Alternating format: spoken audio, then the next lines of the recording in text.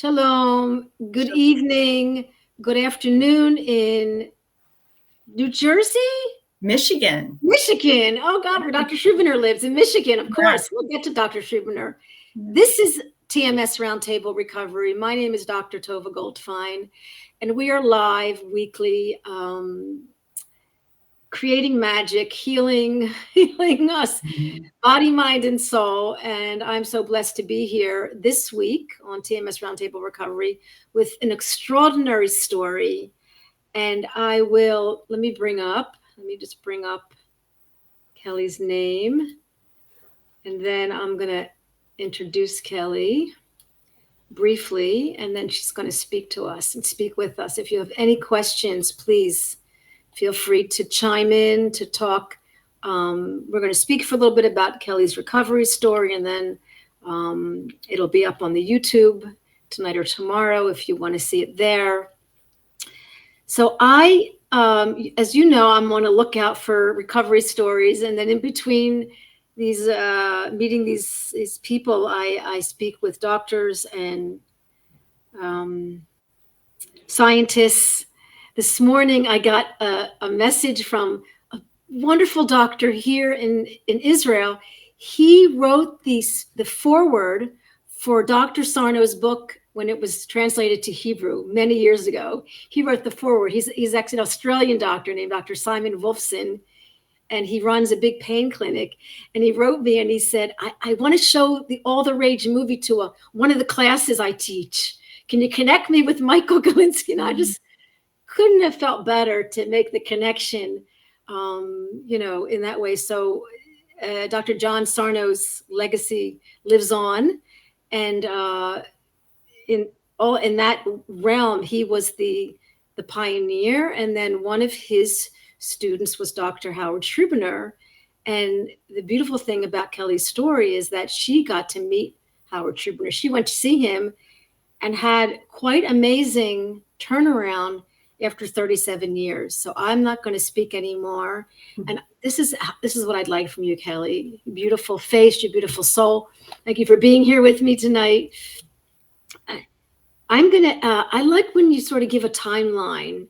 Okay, so you were a certain age, you were having stomach, just to share with the listeners a little bit about how you grew up and then kind of what happened.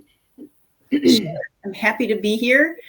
I always said since my healing in 2015, if I could help anyone else, I'm all on board. I want to. And thank you for all your work and all your time and effort in this, Tovah. So, yes, when I was 15, I had a stressful event happen.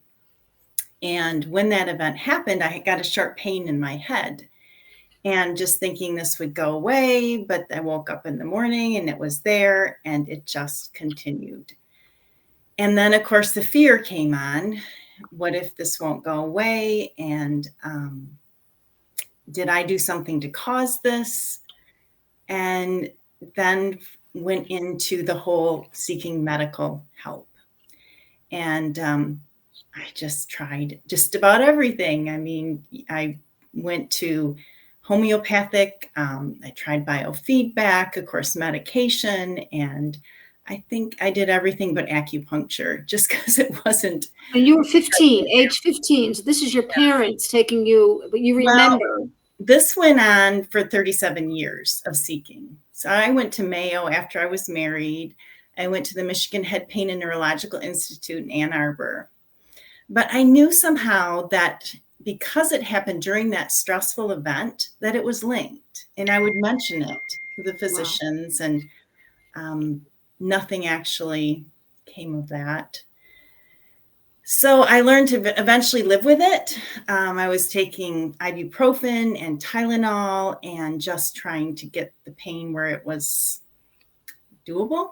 I think I tried to hide it as much as I could from my 4 children. I mean, you lived a life. You got married. You had children. You're obviously somehow bringing some kind of safety and calm at some point, or at a level where you were managing. I mean, really, that's partly how you probably managed so to can do what you did. So you lived with a constant neck and head pain. I did. It would wane with the medication. I would get through Right. with. So you were responding to the medication. I was, yes. It wasn't great. It never completely went away. I would wake up in the morning and have to take Advil and Tylenol and have it kick in before I could get out of bed. And then I had migraines and just kept living life. A lot of people didn't know that I suffered with that kind of pain, and just kept going. And it got worse as I got in, I would say around 2013, some more life events happened that were stressful.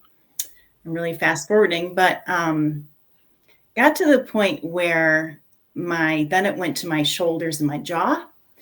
And it got so bad that I couldn't wear a bra very well. And you need to wear a bra, it was just like, this is bad. And I was getting shots at $1,000 for pain, and just really was feeling very discouraged. And I started really praying. And then my daughter, who is a nurse practitioner, she went to a conference. And it was by Dr. Schubiner. And she came home and she set this book in my kitchen.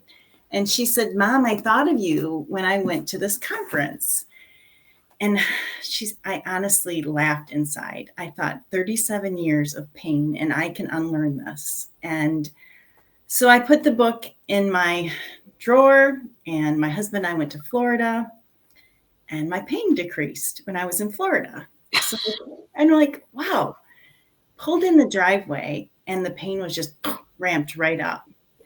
So I thought, So I opened the book and it just screamed me. I mean, I could not believe how much I could relate to it, especially the personality traits, I have to say, because as soon as I got to that page on 63, there are 18 of them, and I checked them all. So having low self-esteem, being a perfectionist, having high expectations of yourself. Kelley, I'm going to interrupt you because you're describing everybody in the world. So go ahead. Okay. So it was just all of them having that really pleasing personality, being so hard on myself. It was me. And Dr. Schubiner had said that kind of personality is great for everyone but the person who has it. Love it. I love it. Yeah. So then I contacted Dr. Schubiner. I emailed him and said, are you available for consultation? And he was, because I don't live that far from him. So what year this was? About what year this was? 2015. Okay. So I set up an appointment with him, and it's a 3-hour appointment. And I was in the waiting room, and I remembered praying. I said, "God, if this is from you, I need to know, because I don't want to get my hopes up again." And I walked in, and he said, "The truth will set you free." And that's John 8:32. And I just felt this was it. And so he did the whole structural and tissue assessment. Yeah. This was not physical. And there is something about physical pain, which he explained very well to me, that it doesn't move. If you have a structural pain, it stays in that spot. And it also doesn't change if you go on vacation and come back. Yeah. Yeah. And again, I want to say for the listeners, because now from that time, and there's constant additions to the neuroplastic world. And I want to say that sometimes the pain does move around. Sometimes the pain is 24/7. It's still neuroplastic. And, Alan Gordon and Howard Schubiner will say, and I can get them quoted, and we all know because we've met people, we've seen this, even people who don't fit into that, please accept this potential healing method. Because even people with structural pain, their brain learns pain. And even people with organic tumors, God forbid, they body can heal. So it is a method to be used to understand psychologically your relationship with pain, your fight, flight, your parasympathetic, your rest and digest. It is a way, a method, a scientific method. I mean, we haven't even talked about the quantum physics of the world and people healing, because I just want to say it's wonderful when we fit the square in the square, and still 37 years still makes you a little out of the box. Yes. So just so you know, like considering, like, I think it helped you, let's say this, to believe, wow, I fit this. I can get better. It helped you, fold into it, move into it a little bit, because there probably was some resistance, like there was, like when you put the book in the drawer, But I'm saying, for you to have this kind of healing is still miraculous, remarkable. And I know you and I are on a mission here, that people can heal, whether your symptoms are from A to Z. This is what I want people to believe, that they are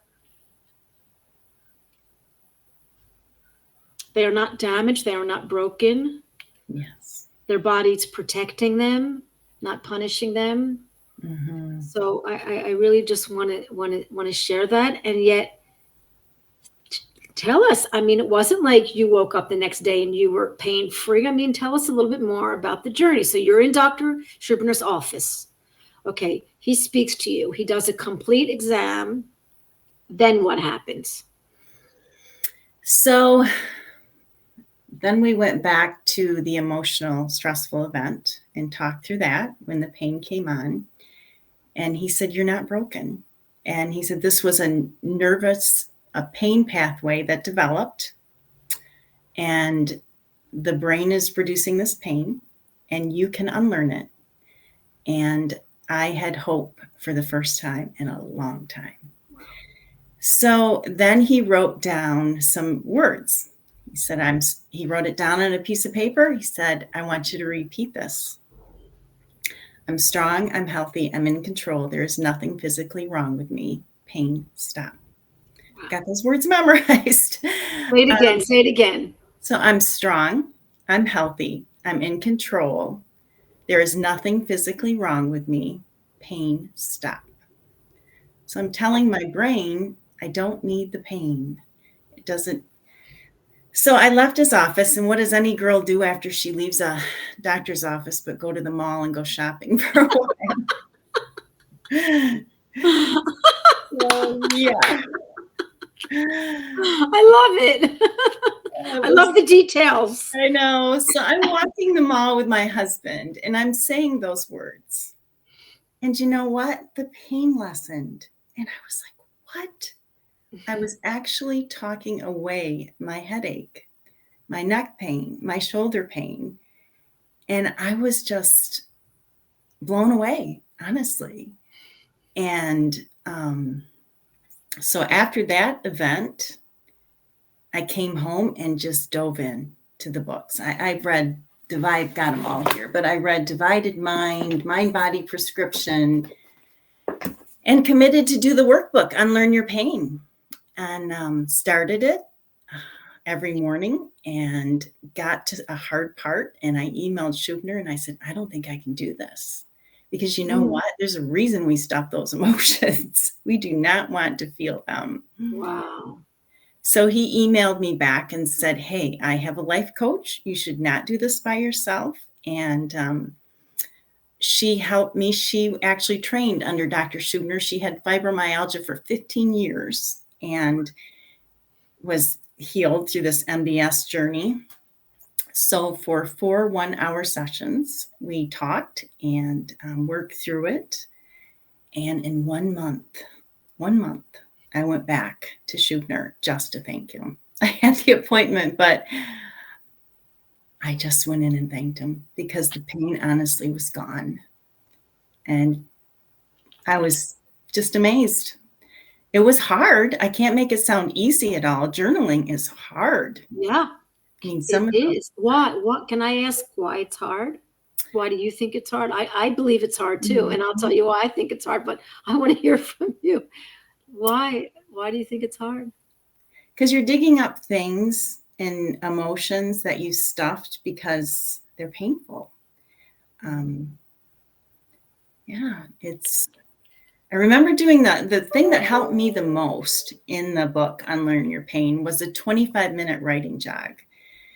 And I said, after I did that, I felt like I ran 25 miles because you just, for 5 minutes, you put something in a circle, and whether it be a person or an event, and you just, for 5 minutes, anything you can think of, you put around that circle. For the next 10 minutes is, I understand about this. Or no, my feelings about this are, that's 10 minutes. And then for the next 10 minutes is, I understand about this, or the truth about this is the next 10 minutes. Very healing, because all of those unconscious thoughts that were just going sporadically around, I was able to clean them up. And the next time that those thoughts would come, it's like, no, you know what? I worked through that. I'm good. It's very freeing. Yeah. Kelley, share with the listeners, again, help, because I always say journaling is like we're visiting ourselves. And we don't really want to visit ourselves because we know ourselves, but we don't really know ourselves. And the journaling takes us into a deeper place of truth and reality.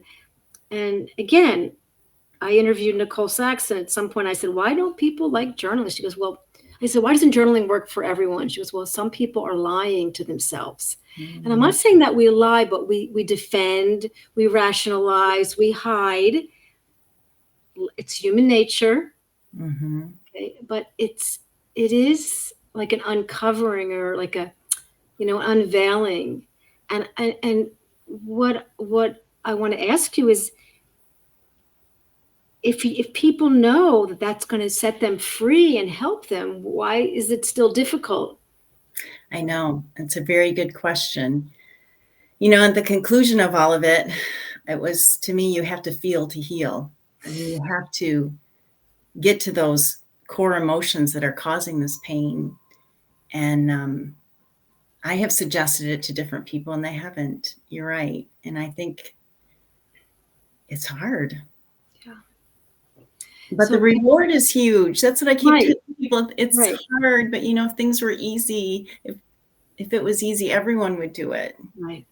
But it's so worth it. Well, do you think that people are choosing, like, maybe it's easier to have chronic pain than to visit that place or open up that door? It's a really good question. I've wondered that myself, honestly. I think I bought 100 of those books because I wanted so many people to have the freedom, the recovery that I experienced. But you have to be ready, and you have to be willing, and you have to believe that this is the cause of your pain. Can I say to the listeners, how about this? What do you think of this? What if when things get difficult, when you feel the resistance, that's a sign that you need to be there. Most cases. Very true. It got worse before it got better for me. You're right. Yes, good point. Yeah, the whole ISTDP world,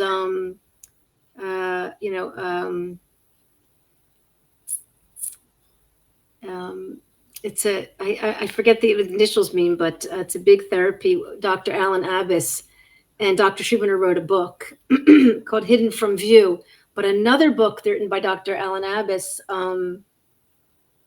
about ISTDP. It's like a type of a psychotherapy. It's very good for TMS. His book is called Reaching into the Resistance. And I think about that a lot because it's kind of counterintuitive, Kelley, that sometimes we think resistance means stop. Pain means stop. This is counterintuitive pain. This is not acute pain, stubbing on a toe, having a fender bender, and having some neck pain. This is not that kind of pain. Mm-hmm. Talking about something else. And in Alan Gordon's work, they call it counterintuitive. This is counterintuitive neuroplastic pain. So we are educating people. You're helping me educate people. And if people can kind of differentiate about their pain and be educated, and question their pain and kind of try to understand their pain and ask the pain what it's saying. So tell us a little bit more about how you were able to stay in that difficult place, because you had a mission that you wanted to heal. Like, tell us more about, because you obviously probably walked away from that book. I mean, tell us more about when you're with the therapist. Was it all, wine and roses? What was going on? Well, that's a good question. I had to make sure that I planned that time. This was just verbally over the phone, and I had to make sure I wouldn't get interrupted because I needed that time. And some of it was very raw, but it also kept me accountable to do my homework, which was good. I think a big part that I learned also through this whole thing was to be kind to myself. And Dr. Schubiner is such a compassionate man. And he kept repeating that through this process: be kind to yourself, because we can put so much pressure on ourselves to heal also, because when you're in pain, you're also trying to figure out how to get out of it.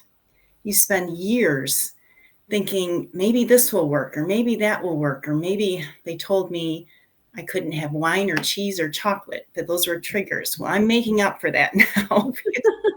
Lots of chocolate and some wine. And so you're constantly thinking about that. So when this is set before you, your first thought kind of is, what if I fail? What if I can't do this?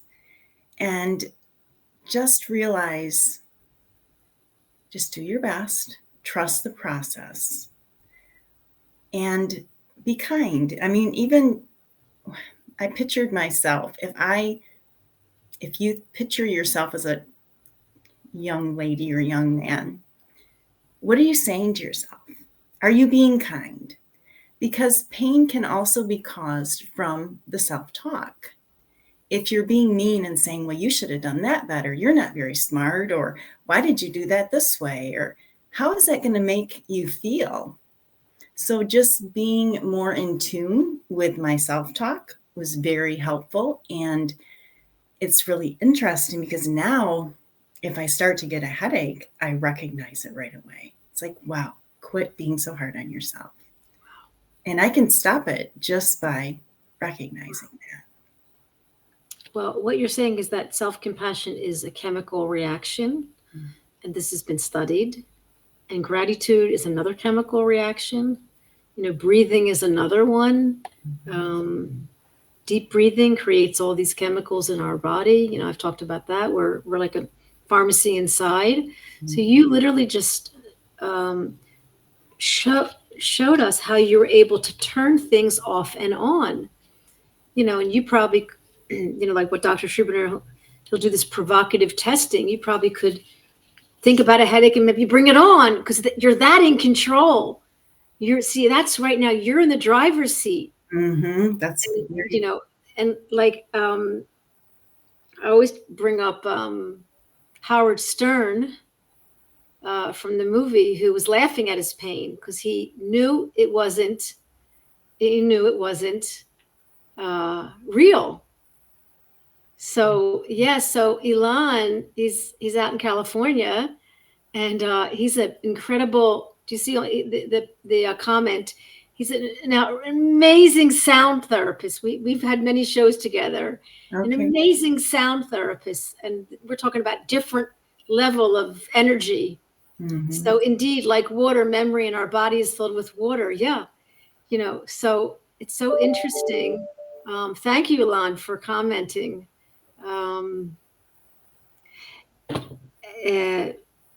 What are we talking about? So, yeah, I guess also one thing I want to mention is, so this happened in 2015. And I had, like I said, when the pain would start to come on, I also did tapping. That was in his book Oh, as well. wow. I And like that. that was helpful. Yeah. And one other thing is in 2017, my husband and I started another business. We opened a packing facility for blueberries, and it was a very stressful startup. We'll just By put the way, if anyone didn't read the bio on Kelley, she and her husband own a blueberry farm. Well, go ahead. Yeah, so in 2017, we're just going along, and like I said, it was one thing after another. I've written it down. It was just very, very stressful. And I woke up at about 10 o'clock at night with severe bladder pain. I did not know your bladder could cause pain. I had no idea. So, going to Dr. Google was a very smart thing at that point. Not. And I'm reading about there is no cure. It can be caused from childbirth. You can go on antidepressants. And I was like, seriously, I have 37 years of head, neck, and shoulder pain. And now I have to deal with bladder pain the rest of my life. Interstitial, is that how you say it? Interstitial cystitis. Yes, it's a mouthful. Yeah. So I woke up in the morning. Well, I actually didn't sleep. And I emailed Dr. Schubiner. I said, I'm having a very stressful summer. And I said, I now have bladder pain. Could it be MBS? And he said, if you don't have a bladder infection, yes. And do you know, as soon as I got that email back, the pain went away instantly. Instantly. Yeah. Because I guess my brain knew I wouldn't accept a headache, but it could go somewhere else and bring the stress. That's it. That's the name of the game. Yes. And you beat it. You beat the game. Not that I like to use the word beat or fight, but you said to your body, enough. So Susie has a question. Did you notice that your relationships changed as you healed? Did you extricate yourself from some people? Very good question. So as I was talking to Patricia, my life coach, I was dealing with some relational issues. And the question was, is your side of the street cleaned up? Have you cleaned up your side of the street? That was a really good way to put it. And I really had to think through that and did everything I could. And then, yes, I did have to extradite myself from some people, realizing it was a toxic relationship. Yeah. So tell us about the tapping. And did you get involved in any meditation? Did you get back to exercise? Oh, good question. So the tapping, I just went on YouTube and followed that. And I didn't use it much, but just when new situations would arise and I would start to get that, it's that fear that comes in first, I think. But so I don't even remember how I did it. It's been so long ago, and then what was your other question? Well, about exercise. Oh yeah. So that was something Dr. Schubiner said. I was cautious with exercising before, and he said, do everything you would do if you didn't have pain, which I did. And it reiterated the fact that I did not have pain. Yeah. I exercise 3 times a week. I do strength training and very active in hiking and kayaking and whatever we want to do. But that was very good advice to not try to protect. If it's not structural or tissue, you also convince your brain that it doesn't need to be there anymore. Yeah. You're okay. Yeah. You become the protector. You become, your brain just gets to, I call it, your brain gets to be a brain. So, I have Dr. Schubiner's book right on my couch. It's kind of there all the time. And I'm studying off and on. And, it's not an easy book. It is chock full of information. And it could be like overwhelming for a personality, like chaotic and just lots of thoughts. It could be, how did you break it down, Kelley? How did you able to get through it? Did you go through the 4 weeks? Did you notice that you did something else? Because, people have the knowledge. There's so much there and so much free resources and information. I'm emailing all the time. I said, take this. But how can we help people apply it and implement it and repeat it? How did you be able to do that? Because you obviously did it with the bladder information and it went away. And like, so tell us how do we stay in the game? How do we trust this process? Because some people are not getting relief, but still believe in the process. They understand the brain pain. How do we stay with that trust and motivation? Well, for me, my experience, and like you said, everyone's is different, but I was just committed to going through that book, and I read it and it's highlighted, and just every day I spent an hour just doing it. And like I said, the accountability of having a life coach who had been healed from fibromyalgia was very encouraging. And then once I started, I couldn't read enough. I mean, like I said, the divided mind, I'm not a big reader, but I went through that. And not to overwhelm yourself, but just spend an hour a day going through it, or a different, whatever book would be best for them. But the journaling, I don't think you can, I can't imagine going through this without the journaling. Can you? Wow. No, well, listen, I'm journaling after 40 years, 50 years, 60 years. And I tell people, I sit with my book and I'm doodling. I'm like, who are you avoiding? Yeah. And then I'll even say, tonight, I am just doodling. And that was my visiting my journal. Because I trust that I'll get to it the next night and that I didn't really want to visit the feelings. So at that point, you can be in this loving relationship with your feelings. You know, you can be in this loving relationship with and you can know yourself. And I do some studying with Dr. Hanscom, and he journals every day. And I always repeat that. He says if he doesn't journal each day, he'll have neuropathy in his feet. You know, and I would like people to get to the point where if the journaling is speaking to them, like if they don't journal, something happens, like it's a direct relationship to the brain. And this is the power that it has. And there's lots of amazing research from Dr. Hanscom about the journaling. So Susie's asking a few questions. Would you say you have a daily practice? For example, do you do expressive writing or meditation, like cleaning your teeth? And and Dr. Hanscom's advice is to tear it up, and not everybody does that. But do you? Really good question. So I wanted to explain that after my healing of the month of going to Dr. Schubiner, actually was done. I mean, I have not journaled really since then, except if something comes up. Then I go to the 25-minute writing jog. I had a few instances with people that, okay, I need to work through this, and I sit down, and that's what works for me. Sometimes I journal prayers, but I know what I need to do there. And I did tear up the writing, definitely. Wow. I know if someone is writing to keep it, they're not doing it right. You don't want anyone to find this writing. You are bearing your soul, and it's not pretty. It shouldn't be pretty because it's stuff that. So I know I had my sister used to do it, and she used to write so flowery and nice. And I said, "You're not doing the work." Yeah. And I did a lot of the positive thinking. And to me, it helped. But until you get rid of the junk, I felt like it was like putting flowers on a manure pile. They look good, but they don't smell good. You got to get all that stuff out, and then you can put the positive verbiage in. Well, I've been doing some studying about meditation, and I took on a meditation practice that's helped me personally and professionally, and you know, with my own little TMS. You know, everyone has TMS. It's just a matter of if it's chronic or not. You know, right. And I want to say that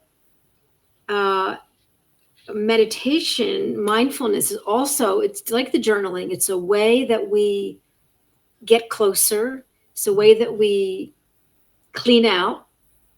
It's a way that we come to terms with, I call the monster under the bed, which is just a toy monster, you know, and it's powerful in changing the brain. And then now we're back to the neuroplasticity, which I did not know for many years. Only recently have I seen the power, and it's changed my life. It's changed the way that I work with people, even my chiropractic work, to understand the neuroplastic, understand the brain.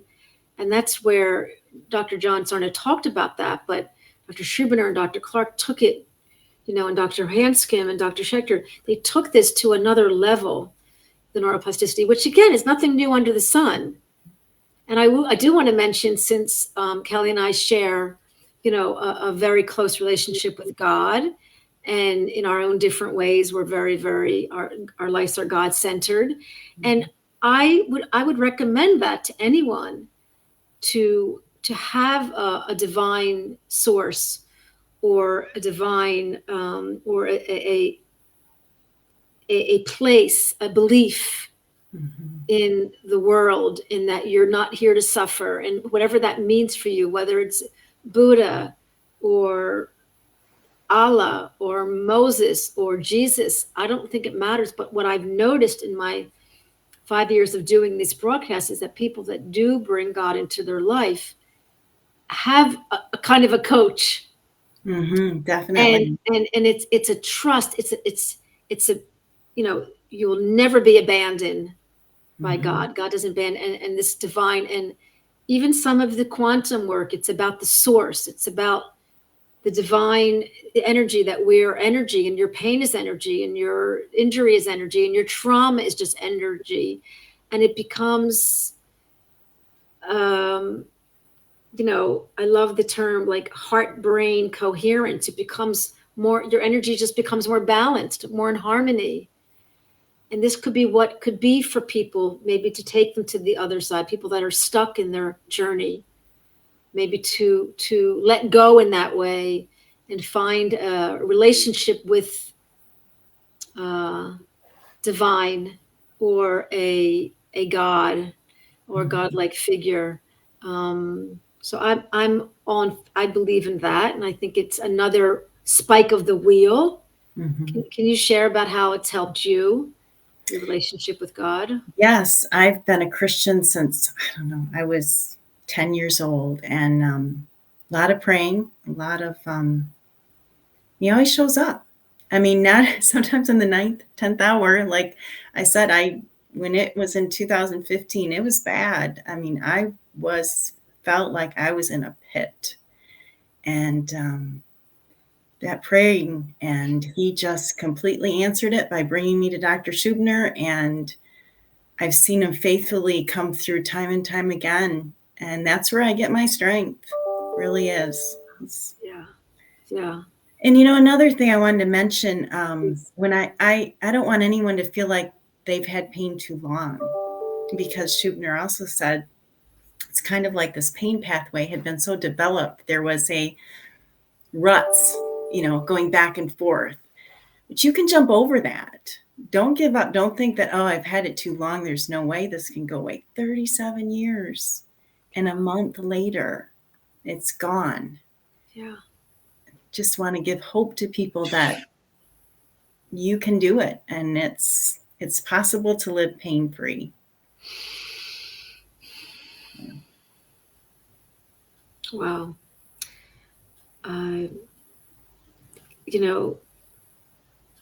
It's possible, absolutely, and probable. And I think some amazingly courageous people just stay, maybe they're not out of pain, but they're in the game, and the belief just takes them further and further, at least progressing. They're not regressing. And I've met many people that had to accept their fear. I mean, I didn't hear you talk about fear.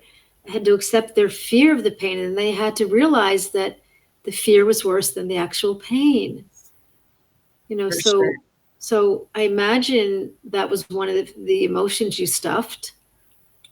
Definitely. It was an emotion that's very hard to deal with, because, like I said, for that, you're thinking about what the next event is, and how can I do it with pain, and the fear of, will this ever go away? And fear is the fuel for the pain. I really recognize that.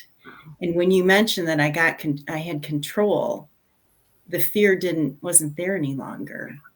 Yeah. When I was able to talk down my pain and recognize the source of it, there's so much freedom in that. Wow. Yeah.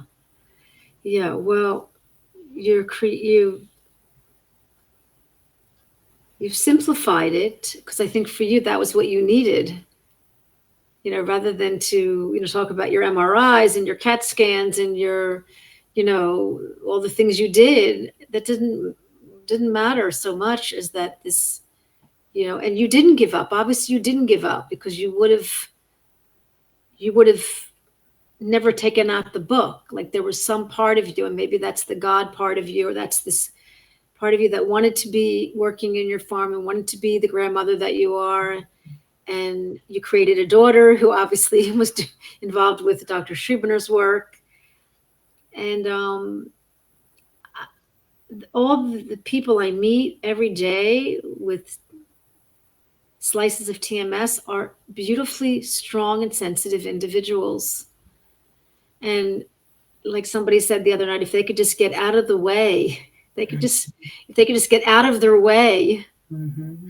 I did an offline recording with Dr. Bob Evans 2 nights ago, who worked with Dr. Sarno. He interned with Dr. Sarno and Dr. Arlene Feinblatt. And I think he has a chapter in The Divided Mind. And we just have to get out of the way. And his big thing is letting go. And he's this like 40-year-old doctor of psychology that was, like a student and interned at the Rusk Institute. And he's just, you got to get out of the way. And I think what we tend to understand, and some of the smart people understand, that we get in our own way, and we know that, and we don't know how to get out of our way. And sometimes it's being uncomfortable and making that your new comfort zone. Mm-hmm. That makes sense? Like that. Why does comfortable always have to be easy? Maybe comfortable is just not, it's hard, it's difficult, it's different, it's unusual, it's not particularly comfortable, but this could be my new comfort because I just labeled this as a comfort zone. And this is the power of the brain, the mind. So you figured that out right on. I mean, unlearn your pain. You're like, okay, so my body from age 15, from this trauma, from this trauma, learned pain. And then you just, kept. The fear just kept fueling it. I really believed a lie that I was broken, that this was my life, that this stressful event had caused this, and I would have to be living with it for the rest of my life, but not giving up hope in the medical community, like I said, and trying so many things over the years. So in regards to trauma, the trauma is there. It comes up, I'm sure, and it visits you, and you understand there's an experience with that trauma that has been healed. And rather than it go away or conflict with it or resist it or fight it, you might be, oh, there's that thought again. Let me just take a deep breath, pull God into this little picture, and maybe thank myself for being able to use that trauma to serve me. Yes, very good point. And I think there's so many unconscious thoughts going on that you're not aware of. You have no clue. And that's where the writing, some of it was exposed.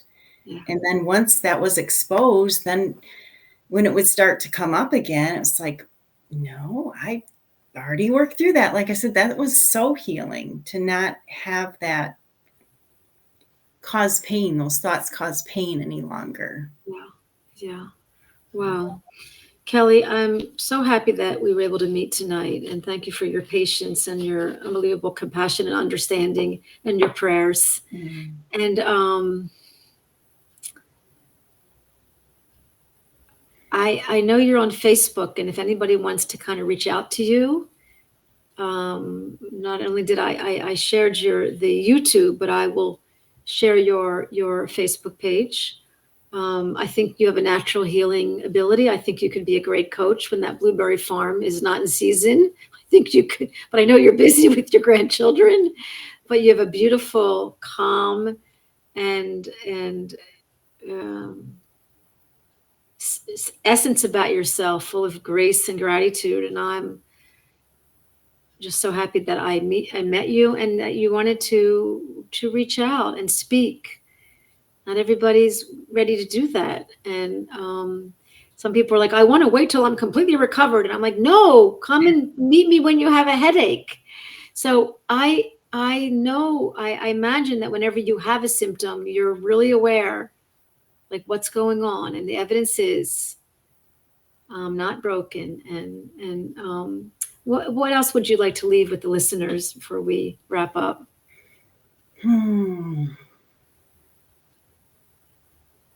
You can do it. It's hard, but just commit to it. Believe that your brain can cause pain. It thinks it's protecting you, and you just trust the process. Yeah. And get help like I did. There's a lot of people like you, which so appreciative of, that are there to help. And man, I'll be grateful every day for that. Yeah. Amazing. Thank you. Mm-hmm. Thank you. And if you ever want to toss this around and process this, I'm always ready to talk about it, and probably Susie also. But bless your heart, bless your strong and sensitive body, and bless your monkey mind, and bless your blueberry farm. And I really so appreciate your time this afternoon. I know you juggled a little bit to meet with me at this time, and I'm really grateful that now we are rubbing shoulders together. And so this will be up on the YouTube probably tonight or tomorrow. If anybody has any questions for Kelley, I will leave her Facebook page. And like Kelley said, you can do this. You can do this. And it's repetition. And we're always here to help you and support you. You can always contact me for a complimentary consultation. And really, really, really happy that we had this meeting tonight. Me too. So, my dear, blessings from my world to yours. Praying for Israel. Thank you. Thank you so much. See you all next week. Thank you. Thank you, Susie, for coming. Thank you, Elon. See you all next week. Bye. 1 second. It's going to